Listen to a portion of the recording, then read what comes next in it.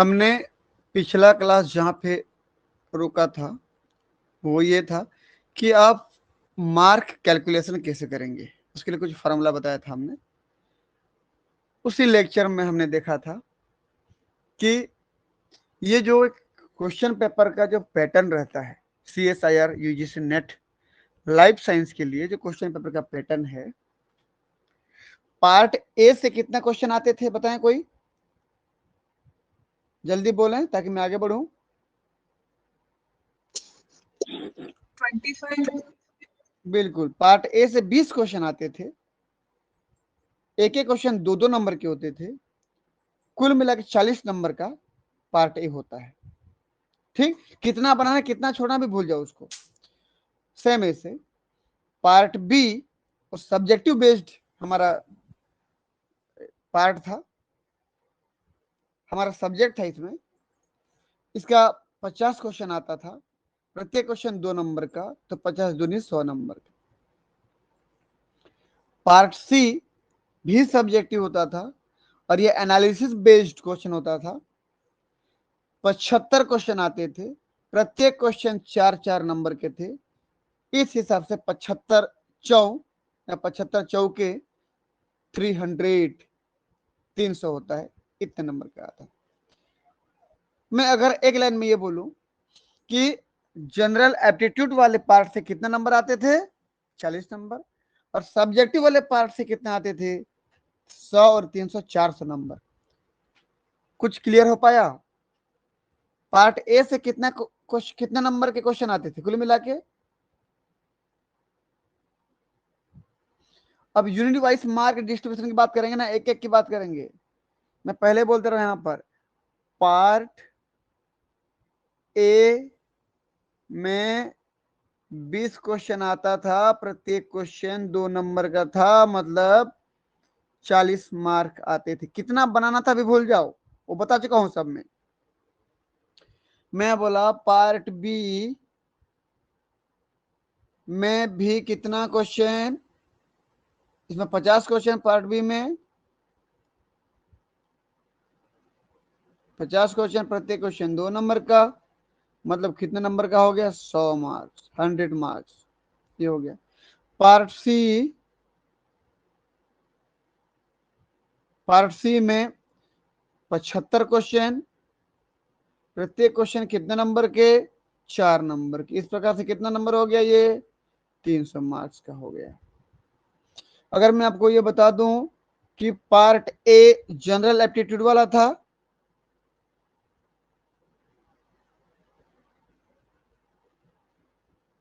ये part B और part सी दोनों के दोनों सब्जेक्टिव थे।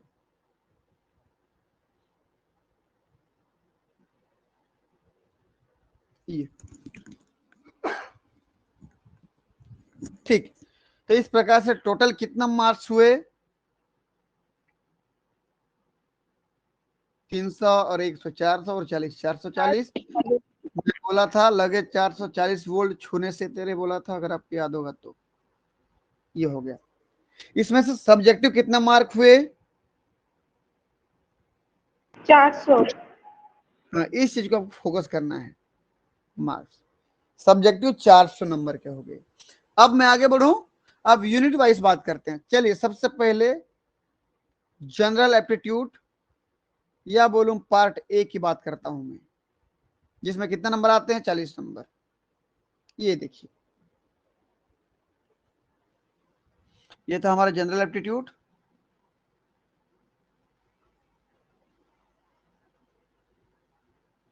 भाई ये कुल मिला के 40 नंबर का है, ये कुल मिला के इतना 40 नंबर का है, 40 मार्क्स। तो आपको क्या लगता होगा, क्या बराबर बराबर डिस्ट्रीब्यूट कर दें इसको? अगर बराबर बराबर डिस्ट्रीब्यूट कर दें तो कितने कितने के होंगे, लगभग लगभग?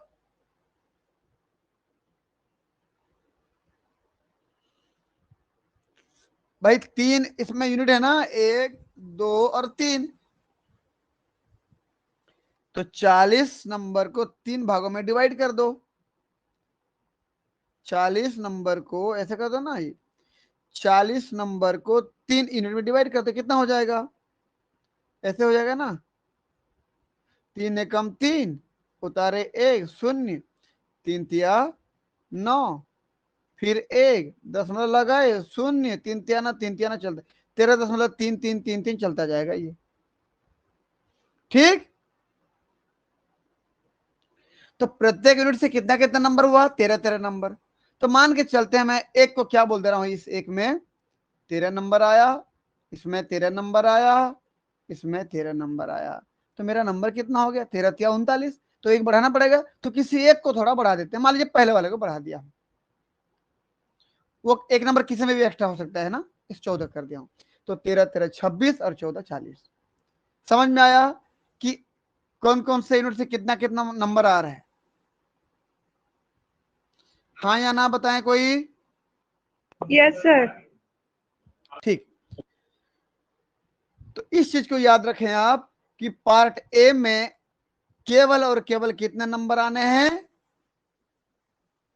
40 नंबर आने। चलिए भाई, बहुत बढ़िया, आपको समझ में आया। तो उसके 3 यूनिट है, तीनों यूनिट मिला करके 13 के आसपास नंबर आते हैं प्रत्येक यूनिट में। चलिए अगले स्लाइड बढ़ता हूं मैं। ये हमारा क्या हो गया, सब्जेक्टिव। ये तो सब्जेक्ट है ना,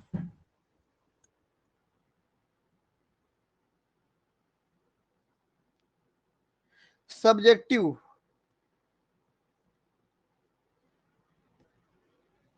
सब्जेक्टिव में 2 पार्ट हैं, part B plus part C. समझ रहे हो ना? मिला के कितना नंबर, बोलो जल्दी।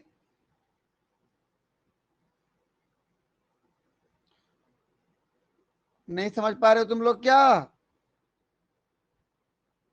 बी और सी मिला के सब्जेक्ट है ना, कितना नंबर, 400 नंबर के आते हैं, 400 मार्क्स। जनरल एटीट्यूड केवल 40 मार्क्स। चलिए अब पार्ट बी और सी में आता हूं मैं। यदि टोटल मिला के 400 मार्क्स हैं और यूनिट बटा है कितना, कितना है यूनिट, बोलो जल्दी। 13 यूनिट सर। 13 यूनिट है ना। चलिए भाई अब देखिए, अब मैं डिवाइड करूं 400 नंबर के 13 यूनिट में। एक चीज याद रखें ध्यान से कि लगभग लगभग सभी यूनिट से लगभग लगभग बराबर मार्क्स आते हैं। 1-2 नंबर इधर उधर हो सकते हैं, अन्यथा लगभग लगभग बराबर मार्क्स से सभी यूनिट से आते हैं। आप लोग बाद में ये बहाना बनाते हो ना कि प्लांट फिजिक्स से ज्यादा क्वेश्चन आ गया, एनिमल फिजिक्स से कम आया, इसलिए मेरा नहीं बन पाया। अरे भाई, आपने एनिमल फिजियोलॉजी का क्वेश्चन देखा ही नहीं, ढूंढा ही नहीं, पढ़ ही नहीं पाए आप उसको, इसलिए ये बहाना बनाना छोड़ देंगे, क्योंकि हर एक यूनिट से लगभग लगभग बराबर नंबर के क्वेश्चन आते हैं। क्लियर है? तो बताइए कितना कितना होगा बराबर बराबर, क्या करेंगे? इसका सीधा सा तरीका है कि 400 नंबर को कितने से भाग दे देना है हमको, 13 यूनिट से। यही ना, इतना मास को इतना यूनिट से भाग दे देना है, तो एक एक यूनिट का निकल जाएगा हमारा। तो 13 भागित करके 400 कर दो ऐसे। बताओ कितना आएगा, बताओ तो पहले। 13 का पहाड़ा कितना बार पढ़ोगे, 40 से ज्यादा ना हो। 13 तिया 3 बार। 40, उतारे 10 में 9 गया 1, इधर 3 का 3 कट गया 0। 13 का पहाड़ा एक बार भी पढ़ोगे तो 10 से ज्यादा हो जाएगा ना, तो 13 एक कम करोगे ज्यादा, इसलिए 13 शून्यम 0 करोगे। फिर अब क्या करोगे, दशमलव लगाओ, ये उतारे थे ये 13 लिख दोगे नीचे, दशमलव लगाएगा 0 उतार दोगे, आगे चलते जाएगा ये। समझे कि नहीं? तो 30 दशमलव समथिंग समथिंग आ रहा है कि नहीं? Yes sir. ठीक, मैं दशमलव के बाहर नहीं जा रहा हूं अब। तो प्रत्येक यूनिट से लगभग लगभग कितना नंबर आ जा रहा है, 30 नंबर। 30 नंबर। देखते रहना, ये 30 मार्क्स मैं प्रत्येक से कहते रहा हूं, 30 मार्क्स।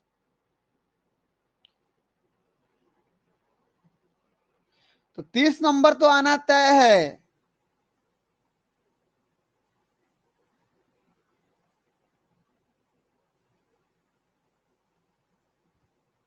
इन सभी 30 को जोड़ोगे तो क्या होगा बताइए तो मुझे, कोई कितना आएगा? 30 गुणित 13 कर दो ना, कितना आएगा? 390 हो रहा है। बिल्कुल, मतलब अभी 10 नंबर है हमारे पास ना, वो 10 नंबर इसमें से किसी के पास भी जा सकता है, लेकिन इतना फिक्स है कि कितना नंबर आ सकता है, फिक्स है। 30 नंबर। हाँ, इतना तो फिक्स है। बाकी और बचे कितना नंबर? 10 नंबर। वो 10 नंबर कहीं भी हो सकता है भाई, इनमें से कहीं भी। मान लीजिए यहाँ पे कर दिया मैं 2 नंबर, यहाँ कर दिया, मान लीजिए मेरी मर्जी है मैं जहां करूं उसको, क्योंकि यहाँ मान लीजिए 4 नंबर कर दिया, ठीक, 4 2 6 2 8 हो गया। मान लीजिए यहाँ पे 2 नंबर कर दिया, वो कहीं से भी हो सकता है, लेकिन फिक्स कितना है? 30 तो आएगा ही। तो जैसे यहां से हो गया अभी 32 नंबर, यहाँ अभी कितना है? 30 नंबर, यहाँ अभी भी 30 है, इसलिए यहाँ ऊपर वाला 32 हो गया ना, 2 बढ़ गया, ये 32 हो गया, ये अभी 30 है, 30 है, ये कितना हो गया? 34 नंबर, ये कितना हो गया? 32 नंबर, बाकी सब तो है 30 है। तो कम से कम कितना नंबर आना तय है? 30 नंबर। तो यूनिट वाइज मार्क डिस्ट्रीब्यूशन समझ में आया?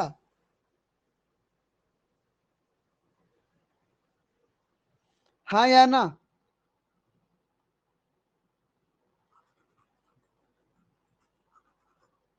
सुन पा रहे हो कि नहीं सुन पा रहे आप लोग? ठीक,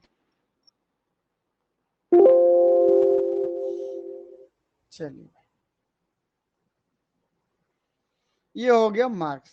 मैं इसको भी लिख दे रहा हूं सीधा सीधा, आप ऐसे करके 30 30 30 30 तो तय है, आना ही आना है भाई, इतना नंबर कम से कम स्थिति में 30 आना है।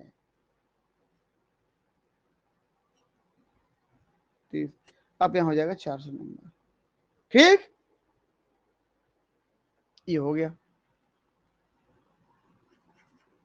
चलिए, तो मार्क डिस्ट्रीब्यूशन यदि समझ गए हो तो अब क्या होगा देखिए तो भाई, आप पेपर देने गए, पेपर लिख के आए, कैलकुलेशन किया, अपना मार्क्स जो भी किया किया, अब किसका वेट करेंगे? अब बताएं आप,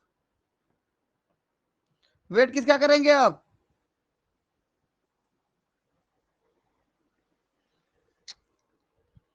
बताओ जल्दी, रिजल्ट का वेट करोगे कि नहीं? क्या होगा क्या नहीं होगा? तो अब आता है एग्जाम लिखने के 1 1.5 महीने बाद रिजल्ट, ठीक है ना?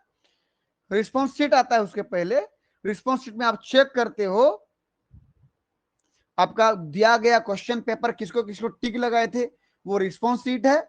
और फिर एक आंसर की आता है, उसमें मैच करना होता है क्वेश्चन के कोड को।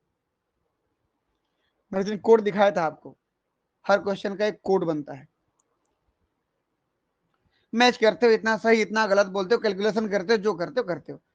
फिर कुछ दावा आपत्ति करना है कुछ क्वेश्चन में, तो एक पुख्ता सबूत के साथ, किसी ऑथेंटिक बुक के प्रूफ के साथ आप उसको दावा आपत्ति में भेजते हो सकता है कि एक क्वेश्चन का 1000 रुपए ले, यदि आपका दावा आपत्ति सही हो जाता है तो पैसे वापस हो जाते हैं, नहीं तो पैसा जब्त हो जाता है, ठीक। वो तो अलग अलग हो सकता है कि जो पैसा फिक्स है कि एक क्वेश्चन का 1000 रुपए जरूरी नहीं है, वो आगे बढ़ भी सकता है और कुछ भी हो सकता है, चेंज हो सकता है, ठीक। ये सब प्रोसेस होने के बाद, ये कैसे कैसे क्या क्या होता है एग्जाम के बाद हम बताते जाएंगे धीरे धीरे करके ना, जब रियल में घटते जाएगा तो।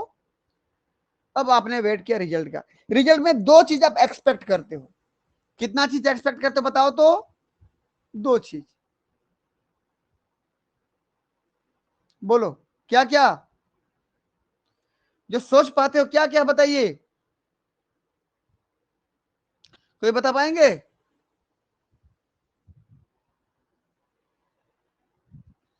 अरे सुन रहे हो तो बताओ ना। पास हो जाए। हाँ, तो 2 चीज क्या क्या है?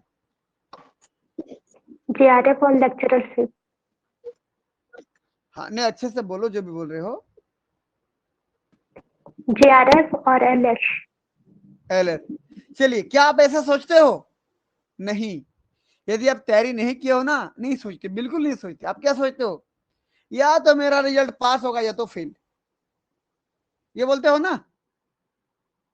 तो आप या तो पास होंगे या तो क्या हो जाएंगे, फेल हो जाएंगे। क्लियर है?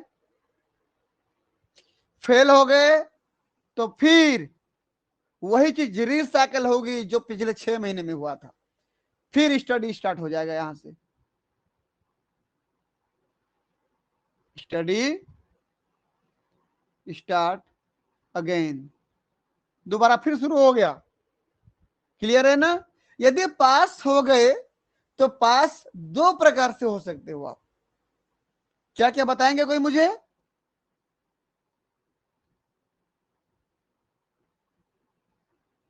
यदि बहुत बढ़िया मार्क आता है, यदि बहुत बढ़िया बहुत बेहतरीन मार्क आता है तो आपका होता है जेआरएफ, जूनियर रिसर्च फेलो। छोटे साइंटिस्ट बोलता हूं मैं इसको, समझ रहे हो ना, जूनियर साइंटिस्ट है। और दूसरा होता है एलएस, लेक्चरशिप। पूरा नाम लिखने की जरूरत है क्या? नहीं सर। लिखने की बता दो, मैं लिख दूंगा, है ना, मेरे ख्याल से जरूरत नहीं पड़ेगी। ठीक। और जेआरएफ यदि होता है तो यहां पर आजकल तो जेआरएफ को दो भाग में पुनः डिवाइड कर दिया है। क्या चीज? कि आपका जो जेआरएफ हुआ, आप जो जेआरएफ क्लियर किए, वो कौन सा जेआरएफ है? दो प्रकार के हो सकते हैं, CSIR जेआरएफ, ये होता है, और दूसरा होता है UGC जेआरएफ। बात समझे, यहां पर लोग कंफ्यूज होते हैं, समझ रहे हो ना? अभी हमारे दो बच्चों का जेआरएफ हुआ, एक का CSIR जेआरएफ हुआ, एक का UGC जेआरएफ। अब ये CSIR जेआरएफ UGC जेआरएफ क्या होता है, थोड़ा इसको समझते हैं।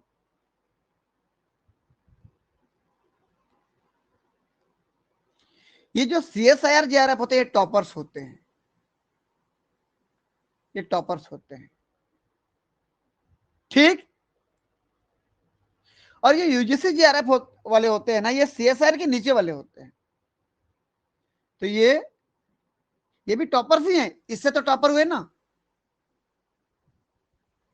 Toppers, but below the CSIR JRF.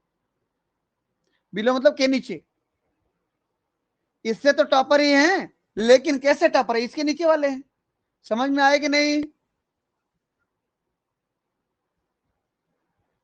हाँ या ना?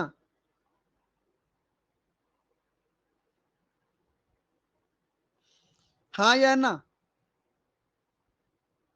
Yes sir. ठीक। और ये जो एलएस होते हैं, पास तो हो गए हैं, लेकिन इनका रिसर्च करने वाला क्वालिफिकेशन नहीं हुआ है। आर मतलब रिसर्च है ना, जेआरएफ जूनियर रिसर्च फेलो, तो ये रिसर्च नहीं कर सकते। किसी कॉलेज या यूनिवर्सिटीज में ये अप्लाई कर सकते हैं असिस्टेंट प्रोफेसर के लिए, इसके लायक तो हो गए हैं। क्लियर है? तो मैं इस चीज को थोड़ा आगे डिटेल से बताता हूं। रिजल्ट का मामला समझ में आया कैसे आता है?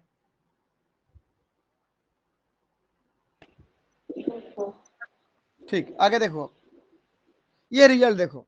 तो रिजल्ट कितना प्रकार के बोला मैं? पहले तो फेल पास हो गए, ठीक, इधर फेल वाले हो गए। जो पास हुए, पास दो प्रकार से होंगे, या तो वो जेआरएफ निकाल लेंगे या तो एलएस निकाल लेंगे। यदि जूनियर रिसर्च फेलो निकालते हैं तो CSIR जेआरएफ होगा या फिर UGC जेआरएफ होगा। अब ये जो जेआरएफ निकाले हैं दोनों, जेआरएफ हुआ मतलब ये PhD के लिए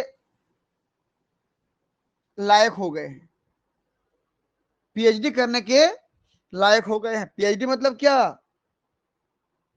डॉक्टर ऑफ फिलोसॉफी। डॉक्टर लिखने के लायक हो गए यदि PhD पूरा कर लेंगे 5 साल में। तो तो जेआरएफ वाले पीएचडी कर सकते हैं, या वो चाहें तो पीएचडी ना करके असिस्टेंट प्रोफेसर के लिए, लेक्चर के लिए अप्लाई कर सकते हैं किसी कॉलेज यूनिवर्सिटी में, लेक्चर।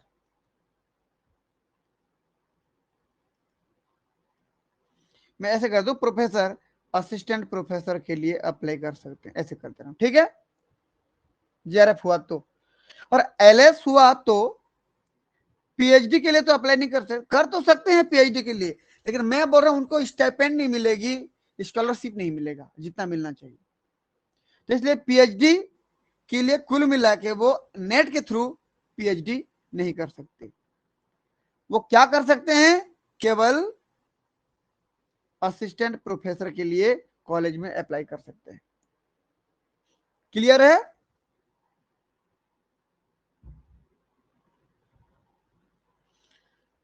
तो जेआरएफ वाले क्या क्या कर सकते हैं, जेआरएफ वाले पीएचडी भी कर सकते हैं या असिस्टेंट प्रोफेसर के लिए अप्लाई भी कर सकते हैं। जिनका केवल एलएस हुआ है वो पीएचडी के लिए अप्लाई नहीं कर सकते, केवल असिस्टेंट प्रोफेसर के लिए अप्लाई कर सकते हैं। पीएचडी के लिए अप्लाई जब करेंगे ना तो उनको किसी प्रकार की स्कॉलरशिप नहीं मिलेगी। इसका मतलब यदि जेआरएफ करके पीएचडी करते तो उनको स्कॉलरशिप बहुत ही बेहतर अमाउंट मिलता है। क्लियर है? जरा मैं उस अमाउंट की बात करता हूं। और सीएसआईआर जेआरएफ हो या यूजीसी जेआरएफ हो, वो सेम क्या मिलती है, स्कॉलरशिप मिलती है, स्टाइपेंड जिसको बोलते हो। समझ में आया? तो सीएसआईआर जेआरएफ यूजीसी जेआरएफ क्या है, कोई बता पाएंगे? जो टॉपर्स होते हैं उनको पीएचडी करने के लिए जो स्कॉलरशिप देता है वो सीएसआईआर प्रोवाइड करता है, ये देता है। लेकिन यूजीसी जेआरएफ जिसका हुआ है वो जब पीएचडी करते हैं स्कॉलरशिप यूजीसी देता है, बस। वो पैसा अलग अलग फंड से आते हैं, यही अंतर है, बाकी पैसे में कोई अंतर नहीं है। क्लियर है? जेआरएफ हुआ मतलब या तो सीएसआईआर आपको पैसा देगा या तो यूजीसी देगा, वो डिपेंड करेगा आपका जेआरएफ हुआ किससे है। मैं भी दिखाता हूं रिजल्ट आपको, देखना। इतना समझ में आया कि नहीं? दोनों को स्कॉलरशिप कैसे मिलेगी, सेम मिलेगी। क्लियर है? आगे बढ़ू? Yes sir. ठीक, अब देखो, सीएसआईआर जेआरएफ हुआ हो या यूजीसी जेआरएफ हुआ हो, और यदि आप पीएचडी करना चाहते हो तो क्या होता है, देखिए। अब कोई अच्छे यूनिवर्सिटी का आप लिस्ट निकालें, अच्छे अच्छे यूनिवर्सिटीज का, और जाकर वहां पर इंटरव्यू देना होता है। क्या करना पड़ता है जी, आपको इंटरव्यू देना होता है। वो लोग यूनिवर्सिटी वाले अपना शेड्यूल निकालते हैं, कब फॉर्म अप्लाई करना है, कब इंटरव्यू देना है, कब आपकी बारी आएगी। ठीक, जाके इंटरव्यू दोगे उस पर्टिकुलर डोमेन में जिसमें आप करना चाहते हो पीएचडी। अगर आपको सिलेक्ट करते हैं तो फिर आपका पूरा डॉक्यूमेंट लेके वेरिफिकेशन होगा, फिर आपका रजिस्ट्रेशन होगा, एडमिशन जो भी होता है सब होगा, तब आप पीएचडी में एनरोल्ड हो गए हो। जब सब कुछ ठीक ठाक हो गया तो अब पीएचडी में अब पर मंथ आपको स्टाइपेंड मिलना शुरू हो जाएगा। स्टाइपेंड मतलब स्कॉलरशिप, पीएचडी मतलब लिख दो यहां पर, डॉक्टर ऑफ फिलोसॉफी। पीएचडी को ना हम डी फिल भी बोलते हैं, D phil, D phil, doctor of philosophy. जैसे एम फिल को मास्टर ऑफ फिलोसॉफी बोलते हैं, जैसे डी फिल को डॉक्टर ऑफ फिलोसॉफी। तो पीएचडी बोलो या डी फिल बोलो, एक ही है। क्लियर है?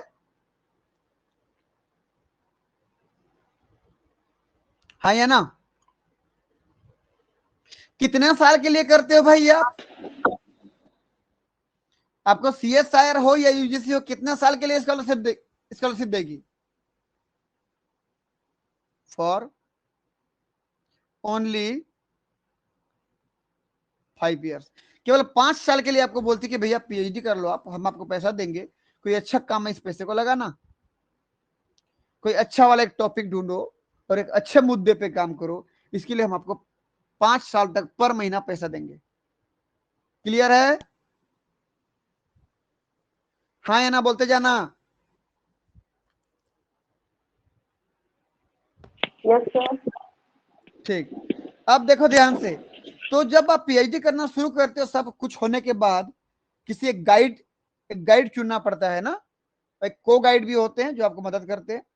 बहुत सारी चीजें होती है, जब उसमें घुसोगे ना उस फील्ड में सब समझ में आएगा धीरे धीरे। तो पहले जो 2 साल, फर्स्ट 2 ईयर, क्योंकि आप अभी क्या करके आए हो, जेआरएफ करके आए हो ना, तो पहले 2 साल कुछ ना कुछ काम तो करोगे ना। जो भी काम करोगे उस 2 साल तक आपको कितना पैसा मिलेगा जी, कितना रुपया मिलेगा, कितना स्कॉलरशिप मिलेगा? 37,000, 37,000 पर मंथ। ये पर मंथ की बात कर रहा हूं मैं, ये पर मंथ है। क्लियर है ना? प्लस एचआरए अलग से। एचआरए मतलब, कोई जानते हो एचआरए मतलब क्या होता है? नहीं जानते, कोई बात नहीं। ये होता है हाउस रेंट अलाउंस। घर किराए देता है इसका मतलब, हाउस रेंट अलाउंस। यहां लिख दो, रेंट अलाउंस। ठीक, कितना देता है भाई ये? 9%। किसका 9%? आपको जो मिल रहा है पर महीना आपका स्कॉलरशिप, उसका 9%। तो 37,000 का 9% कितना होगा बताइए तो, निकालना आता है? 37,000 का मतलब गुणा 9%, 9%। 9% को 9 प्रति मतलब बटे होता है, 7 मतलब 100 होता है। तो ये तो हुआ ना 9% मतलब ऐसे हो गया। अब क्या होगा देखिए भाई, ये 2 शून्य कट गया, ये 2 शून्य कट गया, जो बचा उसको गुणा कर दो। तो 9 शून्य शून्य, 9 सत्ते 63 का 3, हाथ में आया 6, और 6 आ चुका है। 9 तिया 27, 27 तो 6 कितना हो जाएगा? 33। कितना हो गया बताइए? पर महीना घर किराए के रूप में कितना देगा आपको?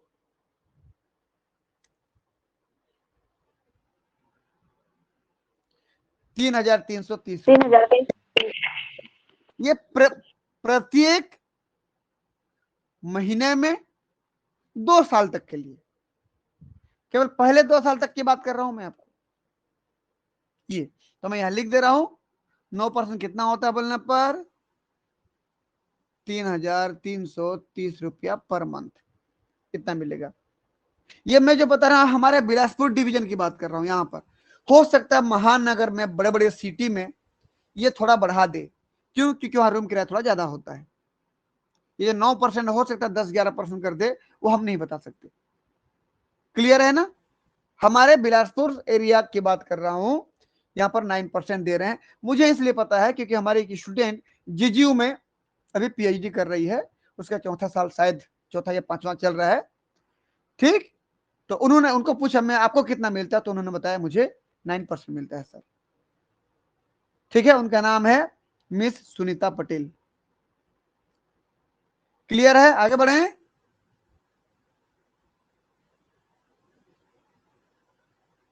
हाँ या ना? Yes sir. अब मुझे इतना बता दीजिए, कंटिंजेंसी मतलब क्या होता है?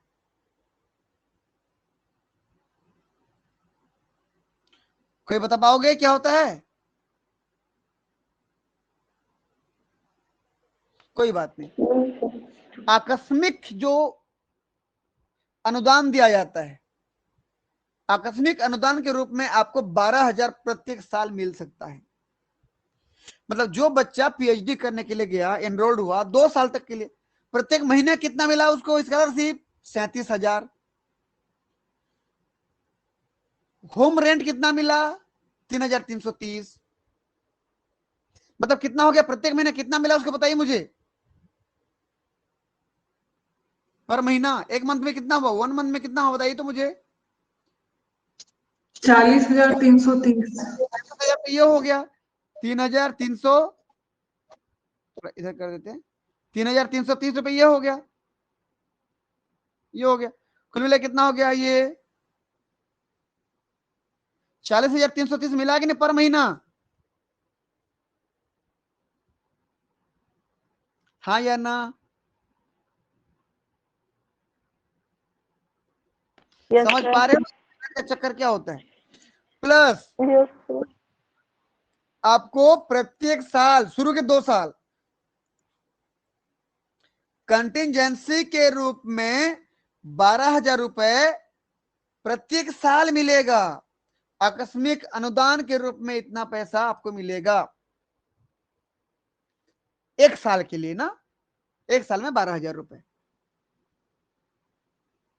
इकट्ठा मिलेगा। ऐसे नहीं मिलेगा कि 1,000 कर 12 महीने में 12,000 हो जाए, इकट्ठा मिलेगा 1 साल के लिए 12,000 रुपए।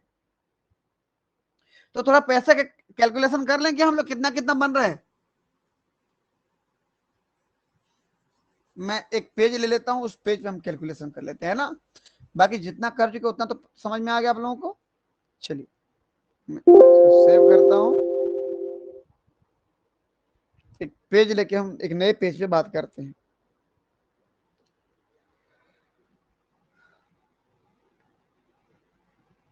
समझने के लिए बहुत कुछ है ना,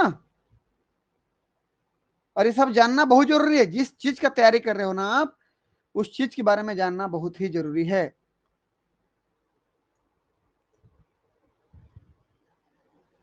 चलिए भाई देखते हैं। मैं बोला 2 साल के लिए बात करते हैं भाई हम लोग। फॉर फर्स्ट 2 ईयर, पहले 2 साल के लिए बताइए। पहले मंथ 1 मंथ, 1 मंथ में कितना हो रहा है कर लेते हैं पहले। 1 मंथ में कितना होगा बताएं मुझे। 37,000 तो क्या हो गया स्कॉलरशिप, ठीक, प्लस 3,330 क्या हो गया होम रेंट, मतलब हाउस रेंट, किराए में जो रहते हैं, ठीक। तो 1 महीने में कितना हो गया ये 40,330, यही तो था ना। तो 1 महीने की राशि कितनी मिली आपके अकाउंट में, कितनी आई?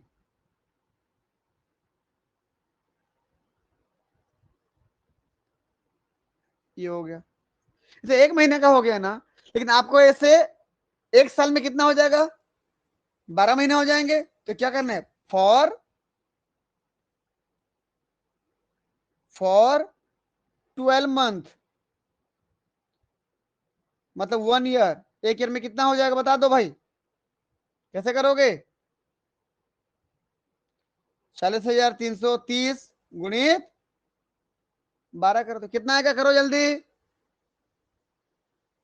कोई कर रहे हो क्या, बताओ जल्दी बताओ कोई।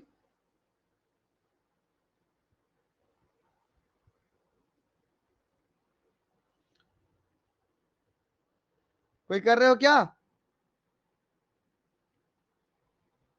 नहीं कर रहे, कोई बात नहीं, चलिए मैं ही कर देता हूं इसको। कितना आएगा देखो तो, जब इसको कैलकुलेशन करते हो कितना आएगा ये 483,960। कितना है बताइए, कितना आया ना? 48। गिन लो, इकाई, दहाई, सैकड़ा, हजार, 10,000, लाख, 4,83,960। ये कितने के लिए हो गया? For 1 year. 1 साल में इतना हुआ ना, तो 2 साल के लिए कितना हो जाएगा? बट फॉर 2 ईयर क्या करोगे, इतना गुणित 2 कर दो, या इतना इतना 2 बार जोड़ दो, ठीक है ना। कितना है 4,83,960 गुणित 2 करो, या फिर 4,83,960 के फिर एक बार जोड़ दो, तो गुणित 2 कर दे रहा हूं मैं, ठीक। कितना आएगा बताएं मुझे, कोई कर रहे हो तो बताओ।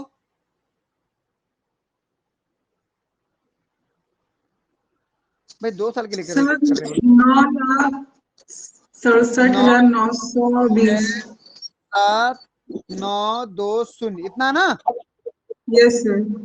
देखिए भाई कितना है, देखो आप, इकाई दहाई सैकड़ा हजार 10,000 लाख, 9,67,920 ये अमाउंट है किसके लिए,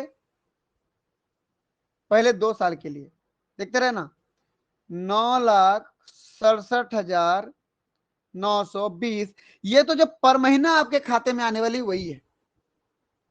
लेकिन मैं बोला था कंटिजेंसी भी तो मिलेगी आपको, आकस्मिक अनुदान कितना मिलेगा, प्रत्येक महीने का 12,000, प्रत्येक साल का 12,000, एक साल का 12,000, तो 2 साल का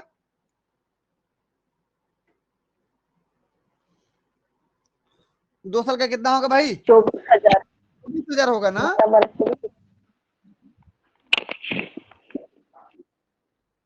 कंटिजेंसी कितना बताइए, 12,000, फिर प्लस 12,000, 2 साल के लिए ना, ये हो गया। अब जोड़िए कितना होगा, कितना होगा बताओ जल्दी,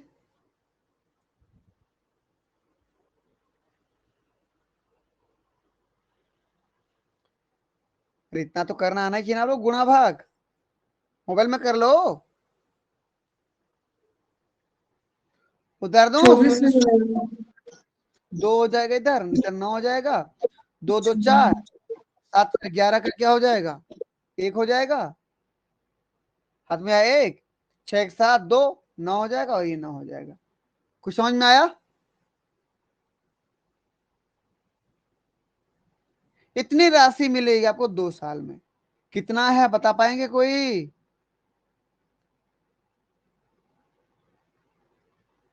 कितनी राशि मिल गई आपको, 9,91,920 रुपए। 9,91,920 रुपए ये आपको या तो CSIR देगा या तो UGC, आपका नेट जेआरएफ जिसमें हुआ है वो देगा, ये फॉर फर्स्ट 2 ईयर, पहले 2 साल के लिए। और इस समय आप जेआरएफ की डिग्री लेकर के आए थे ना, जेआरएफ क्वालिफाई करके आए थे ना, इसलिए इसको जेआरएफ बोला जाता है। तो जेआरएफ की अमाउंट इतना हुआ,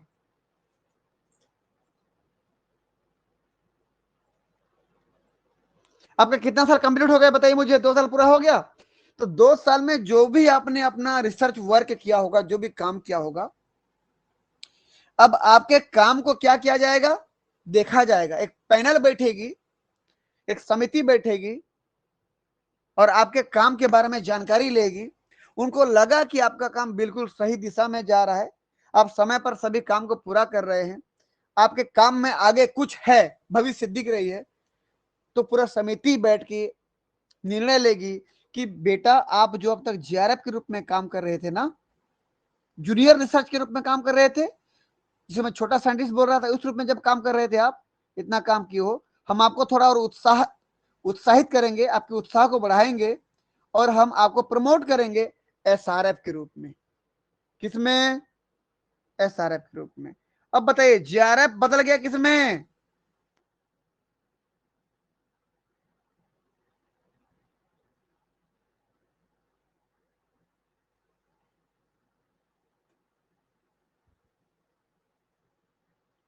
सुन पा रहे हो कि नहीं, 2 साल के रिसर्च करने के बाद, जो भी होने के बाद, काम होने के बाद, पूरी समिति, पूरी पैनल निर्णय लेगी और बताएगी कि भैया आप जेआरएफ से क्या हो गए, प्रमोटेड हो गए, किस रूप में, SRF। Senior research fellowship. अब आपको नया फेलोशिप मिलेगा, स्टेपन मिलेगा, उसको बोलते हैं सीनियर रिसर्च फेलोशिप। क्लियर है, यस सर। अब बताओ कितना साल के लिए मिलेगी भाई ये, आपका पीएचडी कुल मिला कितना साल का था,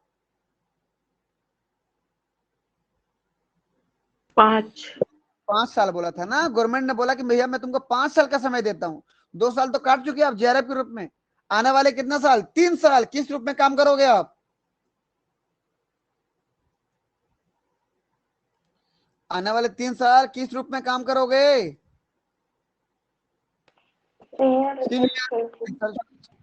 अब यहाँ से आपकी पेमेंट बदल जाएगी, स्कॉलरशिप बदल जाएगी, आपका सब कुछ बदल जाएगा। देखिए कैसे, अब यहां से 1 साल के लिए काउंट कर लेते हैं, मतलब 1 महीने के लिए काउंट कर लेते हैं, ये कब है, फॉर लास्ट 3 ईयर, अंतिम 3 साल के लिए एसआरएफ होता है आपका, अगर आपका काम सब कुछ सही रहा तो। ठीक, अब आपकी जो स्कॉलरशिप कितनी थी, स्कॉलरशिप कितनी थी, 37 स्कॉलरशिप 37 थी ना, और होम हाउस रेंटल अलाउंस कितना था, 3,330 था, वो बदल जाएगा, बढ़ जाएगा। देखो अब 37,000 से बढ़ गया आपका, कितना हो गया, जूम करते रहो, देखो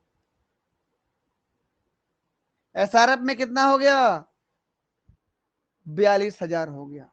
समझ में आया कुछ, सीधा 37 से 5,000 की बढ़ोतरी स्कॉलरशिप में, कितना हो गया, प्रत्येक महीना कितना मिलेगा अब, 42,000। अब मैं यहां पर लिख रहा हूं 42,000 पर मंथ। मैं अभी 1 महीने के लिए बात कर रहा हूं, रुकिए, फिर एक महीने वाला को बढ़ा देंगे हम लोग। फॉर 1 मंथ की बात करो आप, ठीक। चलिए 1 मंथ में स्कॉलरशिप कितनी आएगी, बोलो जल्दी, 42,000। 42। हाउस रेंटल अलाउंस कितना आएगा, एचआरए कितना आएगा, इसका 9%, 42,000 का 9% कितना होगा, कैसे निकालते हो भाई, 42,000 का मतलब गुणा 9%, प्रतिशत मतलब यही होता है, ये कट गया, शून्य 2 शून्य कट गए इधर, फिर 9 शून्य शून्य, 9 दूनी 18 का 8 हाथ में आया 1, 9 चौ 36 और 1 37, कितना हो गया, 3,780 रुपए। क्लियर है, बढ़ा है कि नहीं बताइए, पहला 3,330 मिलता था, अब 3,780 हो गया। अब जोड़ दीजिए कितना हुआ, एक पर मंथ कितना मिला आपको, शून्य का शून्य उतार दिया, 8 का 8, 7 का 7, 3 2 5 और 4, कितना हो गया, 45,780। 780 रुपए मिलेगा। रुको मैं इसको मिटा रहा हूं, यहां से दूसरा कलर लेते हैं हम लोग,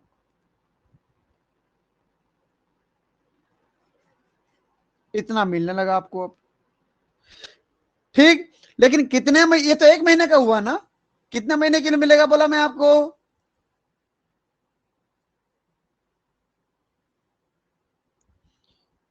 ये तो 1 मंथ के लिए था ना, 1 मंथ में इतना मिल रहा है आपको, मैं बोला ऐसे कितना महीने के लिए मिलेगा आपको, 3 साल के लिए।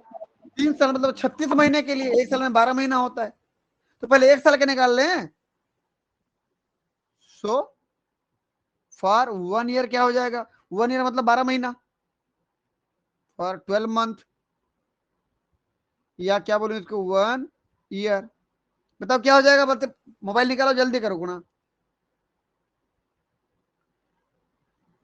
45,780 गुणित 12 कर दो, कितना आएगा देखो भाई, 5,49,360। 45,780 गुणित 12 करना है, 12 कितना आया, बोले भाई, बोले क्या, 5,49,360। बिल्कुल 360, बिल्कुल, ये देखो ये डाटा आ गया, 5,49,360, ये कितने मंथ के लिए, कितने साल के लिए है, 1 साल के लिए ना, 1 साल के लिए। 1 साल में इतना मिला ना आपको, 12 महीना मतलब 1 साल, लेकिन हमको 3 साल तक मिलेगा ना ऐसा, इतना अमाउंट, जरा उसको भी बात कर लेते हैं हम लोग, चलिए यहीं पर कर दे रहा हूं मैं, देख लो,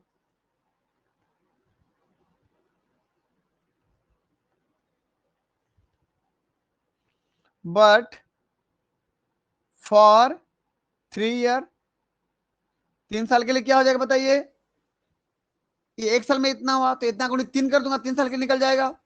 54, 93, 60 ये था ना, 54, 93, 60 गुणित कितने साल के लिए? 3 साल के लिए। अब बताइए कितना आएगा, बताओ जल्दी फटाफट।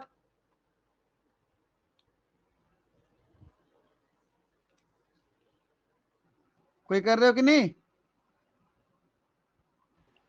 16,48,080। 16, 48, 16, 480 और 16,48 16, जी 48, 0, 0 80 ये है ना। कितना हो गया बताइए 3 साल के लिए? इकाई, दहाई, सैकड़ा, हजार, 10,000, लाख, 10 लाख, 16,48,000, 16,48,080 रुपए। क्लियर है? इतना आखिरी 3 साल में मिला, वो भी केवल स्कॉलरशिप के रूप में। चलिए अब मुझे बताइए, यहां लिख दे रहा हूं मैं,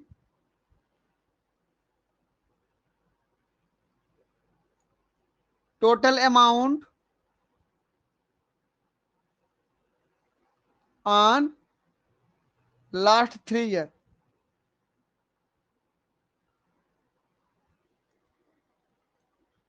टोटल अमाउंट फॉर कर रहा हूं ना, फॉर लास्ट 3 ईयर कितना बताइए भाई, बोलो जल्दी बोलो कितना हुआ। डाटा सामने है आपके, 16, 48, 0, 80 प्लस कंटिजेंसी मिलेगा कि नहीं? ये तो आपके पर महीना में जो आ रहा था सैलरी का, ये टोटल मिला के इतना था ना आखिरी 3 साल। कंटिजेंसी फिर मिलता है, उसमें कितना मिलता था?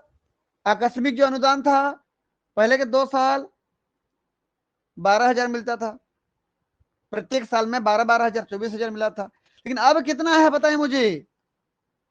आखिर की जब सीनियर रिसर्च फेलोशिप बन जाओगे, तब जब सीनियर रिसर्च फेलो बन जाओगे तो जो फेलोशिप मिलेगी उसमें प्रत्येक साल कंटिजेंसी आकस्मिक अनुदान कितना मिलेगा आपको? 25,000 पर ईयर।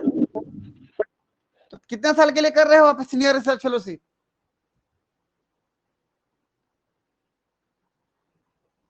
बोलो जल्दी। 3 साल के लिए ना, तो 25,000, 25,000 3 साल के लिए ना, 25,000। समझे कि नहीं? हर साल मिलेगा आपको 3 साल तक। तब बताइए कितना हो जाएगा?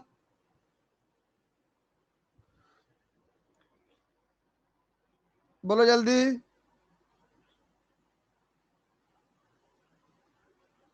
कोई कर रहे हो कि नहीं? 17,23,080। कितना बोले? 17,23,080। अच्छा एक मिनट रुको ना, मैं कर रहा हूं यहाँ पर, दूसरा में लिख रहा हूँ। क्या क्या अमाउंट बता दो। 17 फिर 23 ऐसा ना, 080। 0 से ठीक है, बहुत बढ़िया। चलिए देखिए अब क्या हो जाएगा। इकाई, दहाई, सैकड़ा, हजार, 10,000, लाख, 10 लाख, मतलब कितना हो गया? 17,00,000। मैं यहाँ पर करने के लिए कर रहा हूँ, 17,23,080 मिलेगा आपको। ये कब मिलेगा? आखिरी के 3 साल। अब मैं लिख रहा हूं टोटल अमाउंट एक साथ, यहां कर दे रहा हूं ना, total amount during 5 years PhD। वह अमाउंट कितना आपको जो मिला, मिला हुआ अमाउंट की बात कर रहा हूं ना। तो फर्स्ट 2 ईयर में कितना मिला बता दें?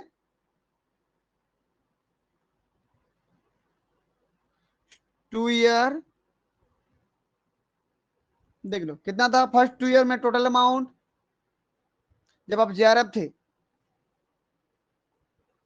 99, 19, 20 ऊपर वाला देखो ना, ठीक है ना? 99, 19, 20 यही तो था। Yes sir. देख पाते हो नहीं? और आखिरी 3 साल में कितना हुआ?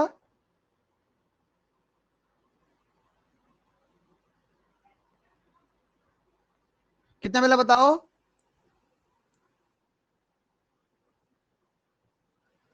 बोलो जल्दी। 17, 17, 23, 23, 80। 80 ये हुआ। तो अब बताइए कुल मिला के कितना हुआ? जोड़ दें?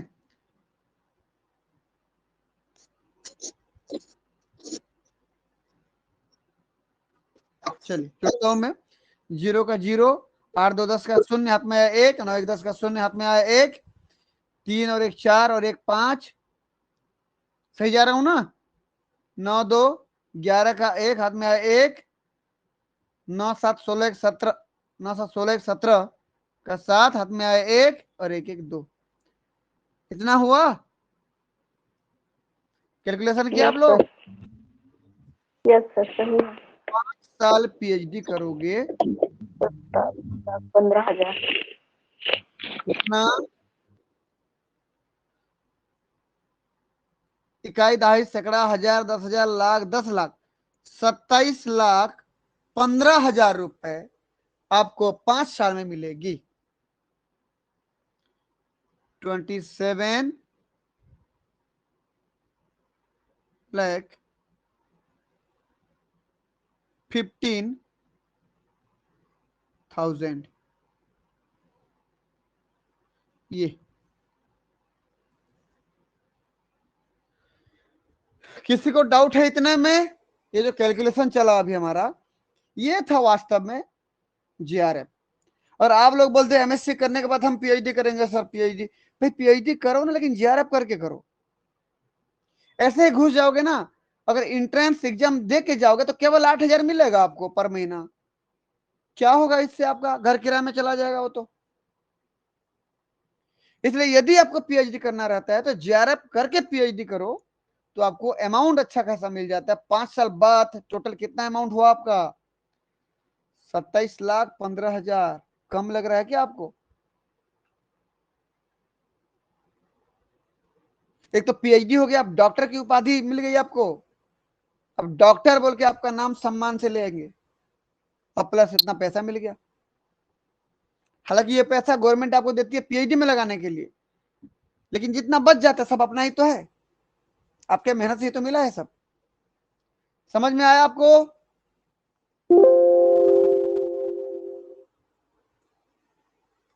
Yes sir. चलिए भाई, समझ में आया तो यस करके भेजें जिनको जिनको समझ में आया। इसलिए बोलता हूं मैं बार बार आप लोगों को, जीआरएफ करो, जीआरएफ करो, जीआरएफ करके पीएचडी करना चाहो। ये डाटा कोई भी फिक्स नहीं है ना, हो सकता है आगे के डेट में और बढ़ा दे स्कॉलरशिप को, होम रेंटल अलाउंस को, हाउस रेंटल अलाउंस को, सब बढ़ सकता है ना। सब डाटा चेंजेबल है। आपको बता दो एक डाटा, ये देखिए, ये जो 37,000 अभी मिल रहा है ना, अभी 1-2 साल पहले ये 31,000 था। और ये जो 42,000 मिल रहा है ना, अभी 1-2 साल पहले ही ये था 35,000। यहाँ 31,000, यहाँ 35,000 था। तब कम मिल रहा था, अब बढ़ गया तो ज्यादा हो गया है।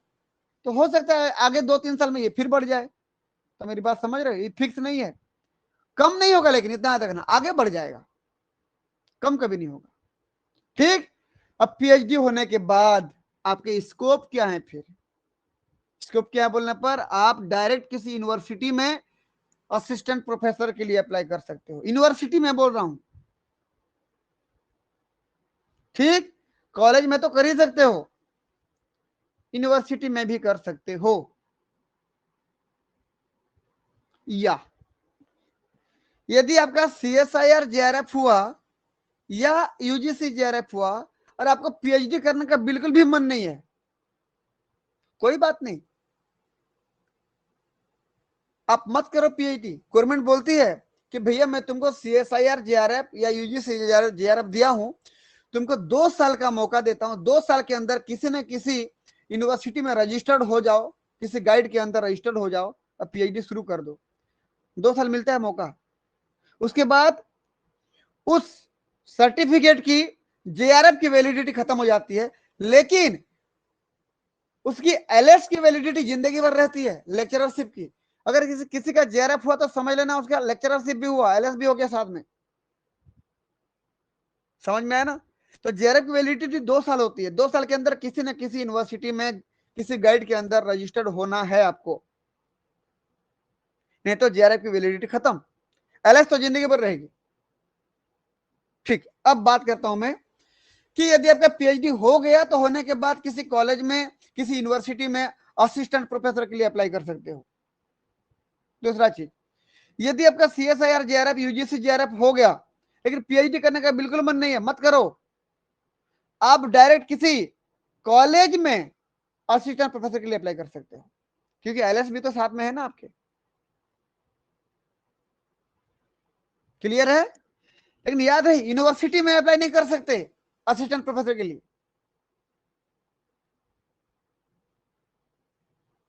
सुन पा रहे हैं आप लोग। चाहे सीएसआईआर जेआरएफ हो या हो, कॉलेज में असिस्टेंट प्रोफेसर के लिए अप्लाई कर सकते हो। पीएचडी होने के बाद आप दोनों जगह अप्लाई कर सकते हो। जिसका पीएचडी हो गया वो कॉलेज में भी यूनिवर्सिटी में भी दोनों जगह असिस्टेंट प्रोफेसर के लिए अप्लाई कर सकता है। लेकिन केवल केवल जेआरएफ हुआ है, नेट हुआ है, इसका मतलब पीएचडी नहीं हुआ है, तो आप केवल कहां अप्लाई कर सकते हो? कॉलेज में। आगे बढ़ू।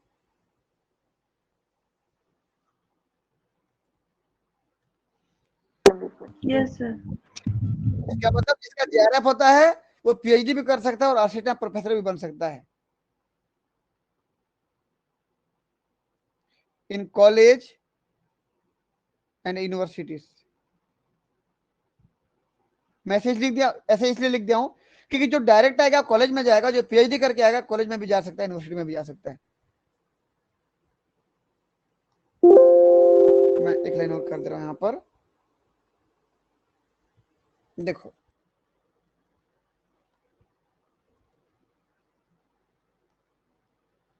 जिसका जेआरएफ हुआ है, पीएचडी किया है, तो कहां कहां अप्लाई कर सकता है? कॉलेज और यूनिवर्सिटी दोनों में अप्लाई कर सकता है ना। कहां कहां?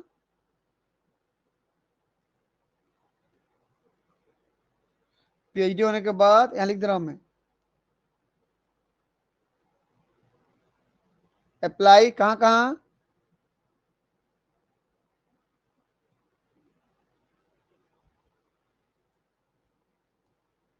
एक मिनट और लिख दे रहा हूं यहां पर, एज असिस्टेंट प्रोफेसर के रूप में। कहां कहां पे? In college and also in universities. ठीक। लेकिन यदि जेआरएफ होने के बाद यदि अप्लाई करना चाहता है तो डायरेक्ट अप्लाई करना चाहता है, कहां कर सकता है? केवल बोलो, केवल कहां कर सकता है वो?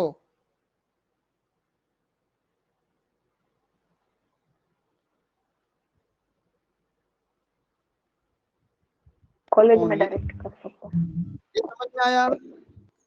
पीएचडी होने के बाद डॉक्टर बन गया ना आप, तो ये डॉक्टर के उपाधि आ गई है ना। ठीक, इतना में किसी को डाउट है क्या? नहीं। पीएचडी करने के बाद डायरेक्ट किसी रिसर्च इंस्टीट्यूट में जाके साइंटिस्ट बन सकता है। इसके बाद पोस्ट डॉक भी करते हैं, डॉक्टर के बाद वाला जो प्रोसेस चलता है। Also apply in research institute.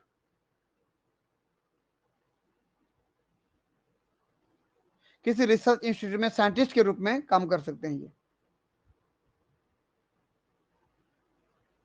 As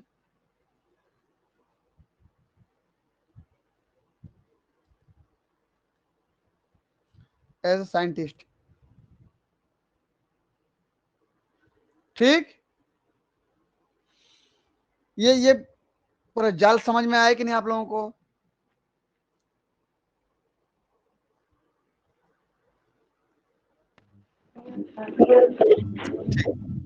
और किसी व्यक्ति का यदि केवल एलएस हुआ, केवल एलएस हुआ, तो अगर ये पीएचडी करना चाहता है तो ये सोचेगा मेरा तो एलएस हुआ है, मैं किसी यूनिवर्सिटी का एंट्रेंस एग्जाम नहीं दूंगा और मैं डायरेक्ट उसके नेट करने जाऊंगा। अगर आपका गाइड आपको रख भी लेता है ना तो किसी प्रकार का कोई स्कॉलरशिप नहीं मिलेगी। अगर पीएचडी करता है तो नो स्कॉलरशिप, क्योंकि एलएस के लिए किसी प्रकार की स्कॉलरशिप अवेलेबल नहीं है। इसका मतलब ये डायरेक्ट कहां अप्लाई कर सकता है, केवल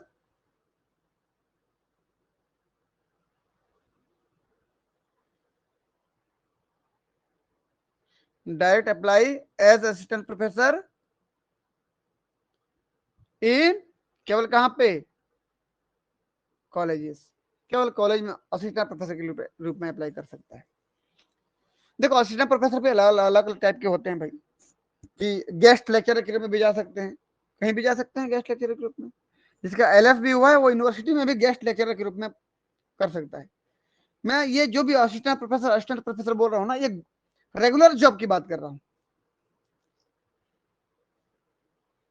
ठीक है ना। और भी ढेर सारी चीजें इसमें हैं, अलग अलग प्रकार के प्रोजेक्ट लेते हैं, जिसका पीएचडी हो चुका होता है उस प्रोजेक्ट के अलग अलग फंडिंग मिलते हैं, कितने साल में पूरा करके देना होता है, ये सब अलग अलग चीजें मिलती रहती हैं, होती रहती है। एक बेसिक सा नॉलेज था ये, समझ में आया आप लोगों को? Yes sir. मतलब रिजल्ट में जो पास होते हैं वो 3 प्रकार से पास होते हैं। रिजल्ट में जो पास होते हैं 3 प्रकार से पास होते हैं। पहला CSIR JRF, दूसरा UGC JRF, तीसरा LS। मैं थोड़ा आपको रिजल्ट दिखाता हूं, देखो। तो भाई CSIR JRF कितना लोगों को लेगा भाई, इसकी अपनी एक रिक्रूटमेंट होती है, उसको एक आवश्यकता होता है इतने लोगों का, वो पहले से बता देता है कि मुझे इतने लोगों की जरूरत है इस साल। यूजीसी बता देता है मुझे इतने लोगों की जरूरत है इस साल, रिसर्च फेलो के रूप में इतना जरूरत है मुझे, तो उतना ही लेंगे वो लोग। बाकी जो पास हुए उसके नीचे वो एलएस में है, और जो पास नहीं हुए वो फेल हो गए। देख लो रिजल्ट, देखो ये इस साल का रिजल्ट है, अभी का रिजल्ट जो कुछ दिन पहले आया है, अभी कुछ दिन आया ना पहले, अभी जो दिसंबर में एग्जाम हुआ था 2023 में। ये बताओ सबसे ऊपर में क्या लिखा बताओ तो, JRF नेट, CSIR बोला है ना, CSIR JRF हुआ कि नहीं, ये दिख रहा है ना CSIR JRF, हाँ या ना? यस सर दिख रहा है। तो CSIR इस साल कितना लोगों को स्कॉलरशिप देने के लिए वैकेंसी चुना था, निकाला था, ये देखा टोटल कितना लोगों को ये सिलेक्ट किया है अपने रिसर्च फेलो के रूप में, 1424। 1424 है। तो हर बार इनकी अलग अलग रिक्रूटमेंट होती है ना, अलग अलग। तो अभी 1424 लोग हैं जो CSIR से स्कॉलरशिप लेकर के पीएचडी कर सकते हैं। क्लियर है? Yes sir. ये रिजल्ट आया था, देखो ये रोल नंबर था यहाँ पर, ये रोल नंबर, ये रैंक था, किसी का 56 आया, किसी का 182 आया, ठीक। लेकिन एक चीज ध्यान रखना, ये जो रिजल्ट आता है ना, ये जो रैंक बनता है भाई, ये रैंक केवल लाइफ साइंस का रैंक नहीं है, ये उन 5 सब्जेक्ट के बच्चों का एक साथ रैंक है।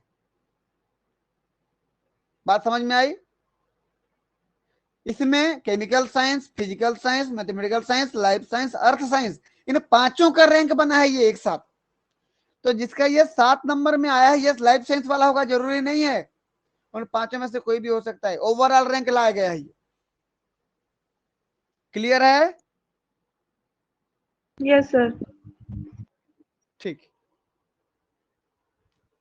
चलिए भाई आगे बढ़ते हैं। ये तो हो गया CSIR JRF। देखो बीच में ये मैं सबसे पहला पेज दिखाया हूं, जूम कर रहा हूं, देखिए ये सबसे पहला पेज, टोटल 47 पेज का रिजल्ट आया था, उसमें पहला पेज दिखाया हूं, इसको याद रखना। और बीच में कुछ पेज को मैं गायब कर दिया, क्यों? क्योंकि 1424 लोगों को थोड़ी दिखाता रहूंगा यहाँ पर, मैं उस पेज को गायब कर दिया हूं और मैं सीधा दूसरे पॉइंट पे आता हूं। कौन सा JRF होगा बताओ CSIR JRF के बाद? UGC JRF। JRF। देखो अब ये JRF UGC दिखाया, देखो तो दिख रहा है ना ये। अब पहले पेज के बाद डायरेक्ट में कौन से पेज पे एंट्री मारा, देखो तो अभी दिखाने के लिए 11 नंबर के पेज पर। मतलब बीच में और भी जो 9-10 पेज था मैं सब छोड़ दिया, जरूरत नहीं था मुझे उसकी।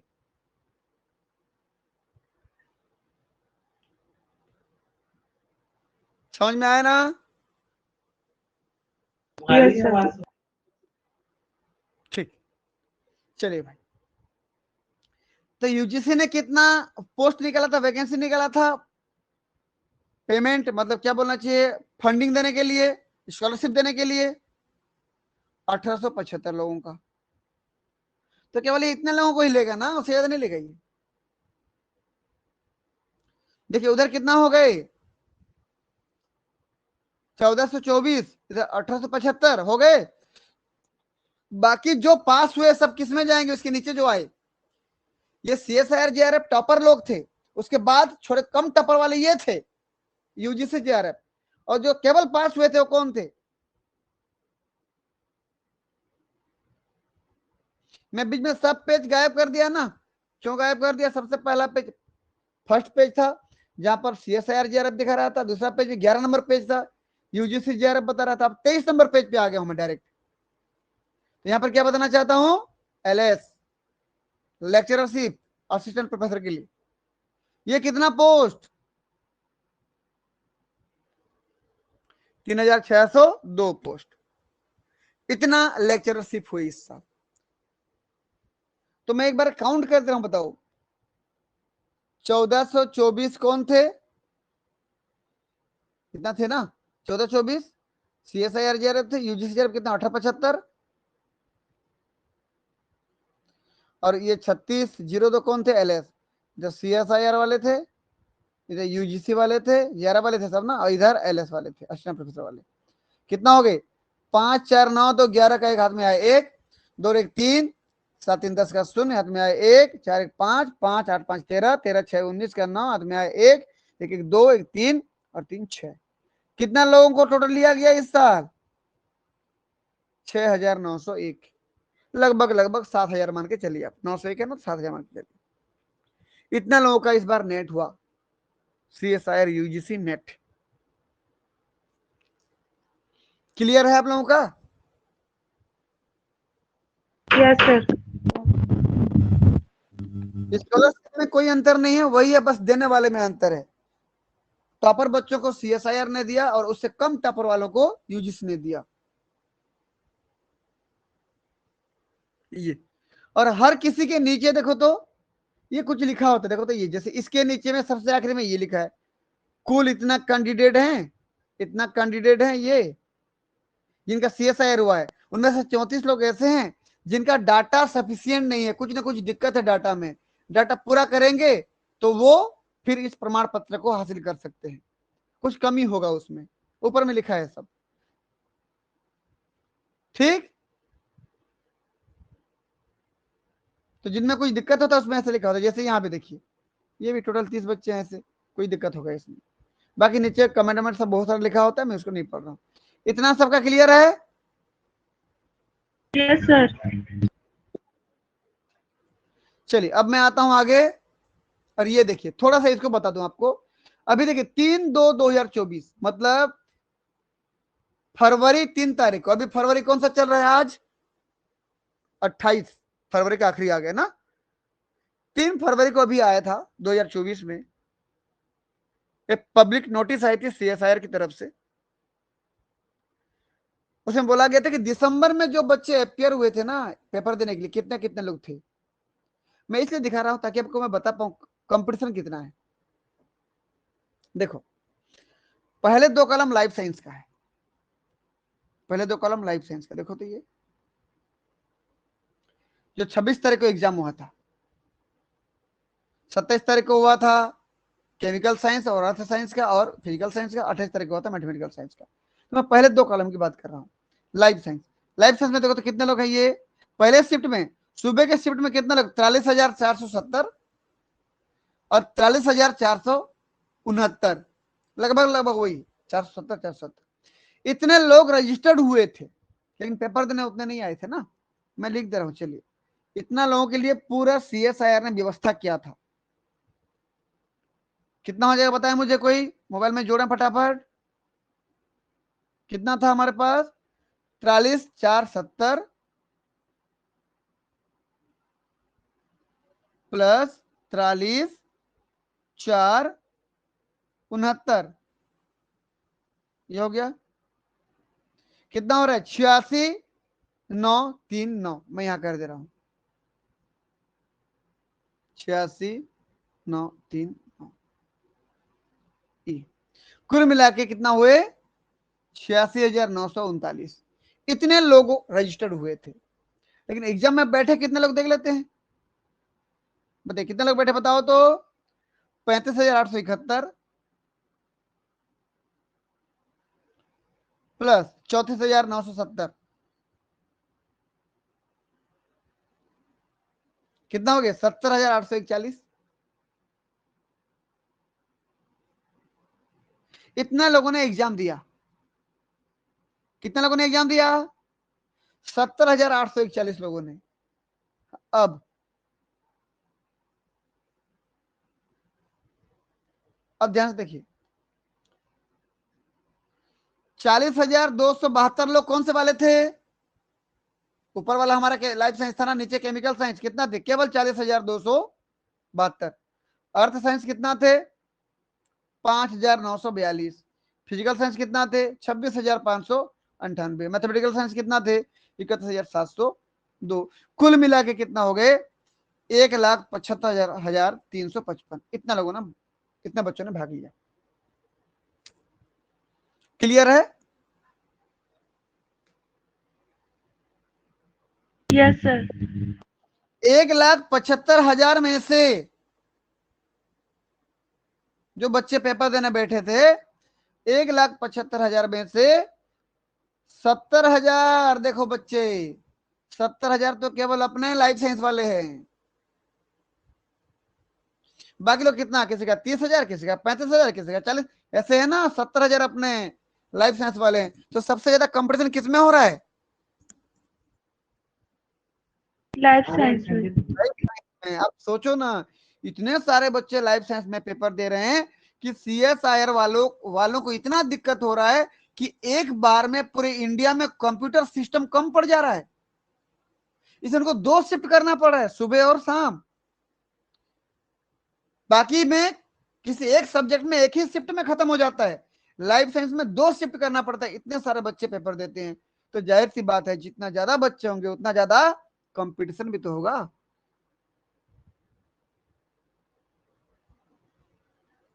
समझ रहे हो ना? 1,75,355 बच्चों में से टोटल पास कितने हुए भाई? ये देखो, 6,901। टोटल में से ना, टोटल इतने लोग परीक्षा में बैठे थे, 1,75,355। इतना में से 1,75,355, 1,75,355, इतना में से कितना पास हुए? 6,901। कुछ मामला समझ में आ रहा है? कितने लोगों की भीड़ में आपको पास होकर आगे आना है? लगभग लगभग 2.25 लाख, 2.25 लाख बच्चों में से आपको 7,000 के बीच में आना है, तब पास हो पाओगे।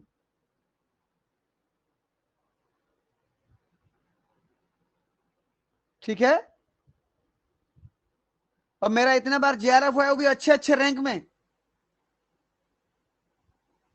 80, ऑल इंडिया रैंक 80, 85, ऐसे 86, ऐसे मैं तो भूल चुका हूँ कितना कितना, क्योंकि 7-8 बार हुआ है ना, तो मैं भूल गया हूँ अब कितना कितना हुआ है।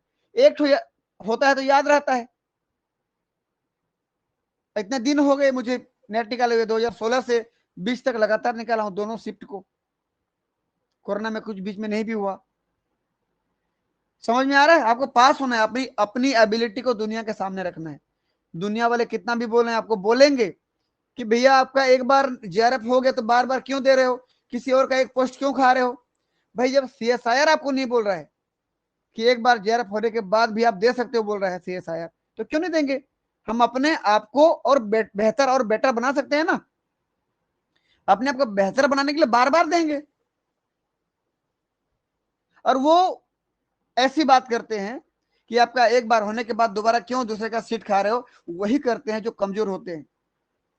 तो याद रखना, एग्जाम में, परीक्षा में दया भावना नहीं चलती है, कंपटीशन चलता है। डार्विन ने बोला है ना, यदि कंपटीशन नहीं करोगे तो मारे जाओगे, कुचल के आगे बढ़ जाएंगे। रेड क्वीन हाइपोथेसिस पढ़े हो कभी? दुनिया की इस भीड़ में, इस रेस में, दुनिया की भीड़ के रेस के साथ नहीं भागोगे ना, थोड़े स्लो हुए तो कुचले जाओगे आप। इसलिए बोलने वालों को बोलने दो। कमजोर लोग बोलते हैं, कितने लोगों को जवाब देते रहोगे आप? जो बोलना है बोलने दो उसको। समझ में आया? अपने आप को बेहतर बनाना है तो बार बार एग्जाम में बैठना पड़ेगा आपको, और हर बार पहले से बेहतर साबित करना है, तभी तो एग्जाम में बैठने का फायदा हुआ ना। तो ये हो गया रिजल्ट, ये नोटिस। ठीक, टाइम कितना हुआ देखो।